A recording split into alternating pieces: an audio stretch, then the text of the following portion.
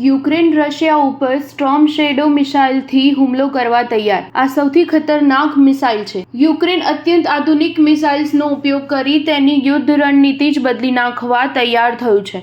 આ મિસાઇલ્સ રશિયાના પ્રદેશમાં ઊંડે સુધી પ્રહાર કરી શકે તેમ છે। હજી સુધી બ્રિટિશ અને ફ્રેન્ચ બનાવટના આ મિસાઇલ્સ યુક્રેનને માત્ર તેના પ્રદેશમાં જ થતા હુમલા ખાળવાની શરતે અપાયા હતા, પરંતુ હવે બ્રિટન અને ફ્રાન્સે તે બંધન ઉઠાવી દીધું છે।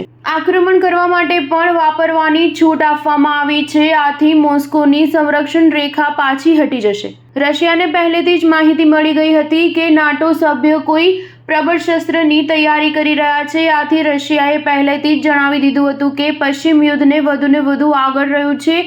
જો આમ ચાલુ રહેશે તો તેને તેના પરમાણુ સિદ્ધાંતમાં ફેરફાર કરવો પડશે। આ સ્ટોર્મ શેડો મિસાઇલ્સ ઓછી ઊંચાઈએ ઉડે છે, તેથી રડારમાં પકડી શકાય તેવા નથી। તે આધુનિક ફાઇટર જેટ સાથે તો જોડી શકાય તેવા છે જ, ઉપરાંત સોવિયેત સંઘ સમયના Su-24 પ્રકારના વિમાનો સાથે પણ જોડી શકાય તેવા છે। યુક્રેન જ્યારે પૂર્વના અખંડ સોવિયેત સંઘનો ભાગ હતું ત્યારે રશિયન બનાવટના આ Su-24 વિમાનો યુક્રેન પાસે તે સમયથી આવ્યા છે। વિધિની વક્રતા તે છે કે રશિયન બનાવટના જ વિમાનો હવે રશિયા ઉપર આક્રમણ કરવા માટે સૌથી ખતરનાક મિસાઇલ્સ લઈ જવાના છે।